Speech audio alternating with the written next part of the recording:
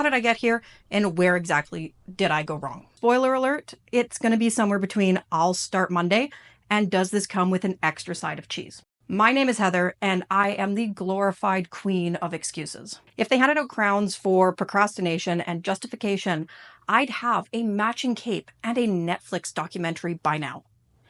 I could write a book of excuses. But hey, you know how it is. I got busy. And by busy, I mean organizing the fridge and watching 3 hours of people doing yoga on YouTube. Not doing the yoga, but watching it. I mean, it's got to be the same vibe, right? You know, Echo? I could do that. I could totally do that. That's how I wound up here. 100 pounds heavier and full of excuses. If Olympic procrastination were a sport, I'd have 5 gold medals and a sponsorship from my couch. So yeah, I'm here now, trying to lose 100 pounds in 100 weeks. Yep, that's 1 pound a week. This isn't to drop 10 pounds in 10 days energy. This is a slow burn, the long haul, the emotionally caffeinated, chaos-adjacent version of a glow-up. And in my case, maybe a grow-up. But here's the thing. I've done the crash diets. I have downloaded every fitness app. I've taken mere selfies. And I have weighed chicken on a kitchen scale like it was gold. I've been that girl. I lost 100 pounds before. In 6 months. However, it was fueled by caffeine, shame, and what felt like 7 almonds a day total. Not per meal. Total. And you know what? It worked. Technically. Until I cracked. And then it didn't. I lost the weight, but I also lost my sanity, my sense of humor, and possibly several internal organs. And honestly, I might still be missing a kidney.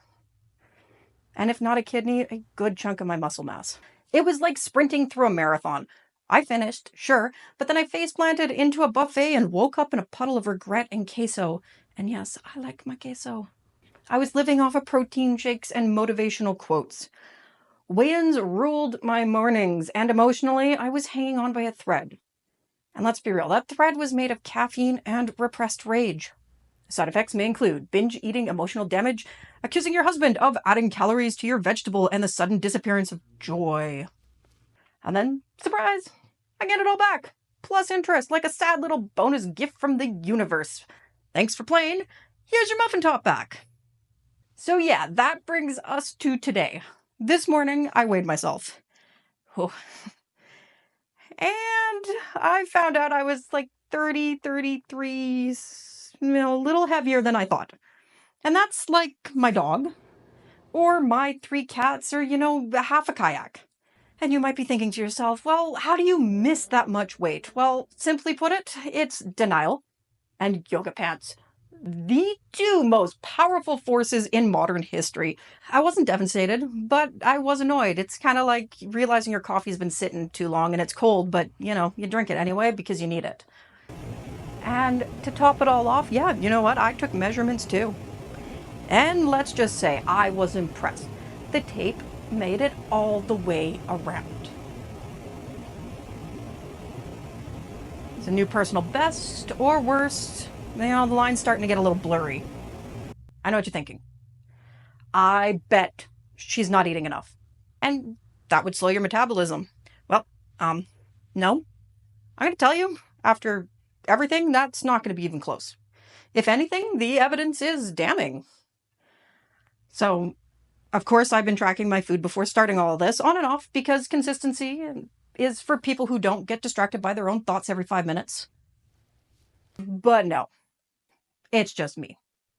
Eating too much, moving too little, making empty promises like I'll start tomorrow, every single day for like 4 years. Now, let's just take a totally average day. No takeout, no parties, just regular homemade food. I hit nearly 3,000 calories on this one day. And this was an average day. So you might ask, what was on the menu? 2 slices of homemade pizza, gnocchi with veggies and sausages, and, because I'm not a monster, ice cream. It didn't feel like a lot. But my food does not come to snack. It shows up with flavor, butter, oil, cream. It's giving main character energies and main character course worth of calories. My second major issue, portion control.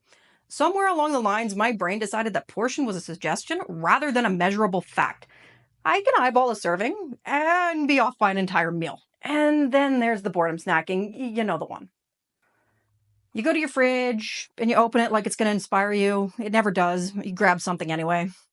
Yeah, that's the one right there. But here's the wild thing. I'm not feeling hopeless. I am feeling grounded, kind of weirdly grounded. There's no mystery anymore.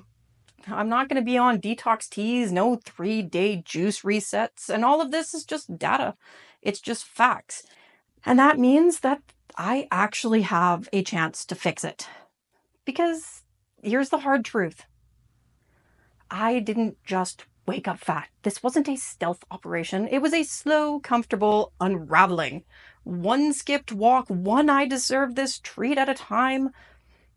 And I saw it happening. And I just didn't want to stop it. I want to put on my socks without feeling like I need a break. I want to chase my dog without sounding like I'm dying or Darth Vader.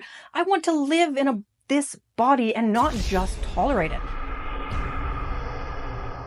So yeah, I did this. I planned the meals, I cooked the food, and I also portioned like a chaos goblin. Unless I was secretly possessed by one, this one is going to be 100% on me. And no, this plan is not sexy, but it might actually work, and I might actually keep the weight off. So today, I started cutting, and yes, you heard me right, today, not tomorrow. I started cutting 500 calories a day at most using MyFitnessPal and their suggested calorie goals for 1 pound a week. I'm also going to be walking, and I'm going to push myself to hit 10,000 steps a day, even if it's just a shuffle. Nothing extreme, just real life, semi-chaotic person making slow yet seemingly better choices. And before you say it, and yes, I know you will, no, I'm not going keto or paleo or raw vegan. I've done them all, and they've worked for a while. Not because of this science magic, just because I was eating fewer calories, period. And right now, I'm not here to torture myself. At least not today. Maybe next week.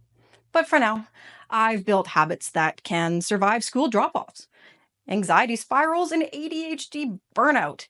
And why is the dog eating that emergencies? And as the weight comes off, I'm going to be gaining things. I want to do things. I'm going to use this body, not just pose in leggings with a sad salad. I want to hike again. I want to run my 5Ks again. And, I might even try skateboarding, and I will most likely regret that immediately.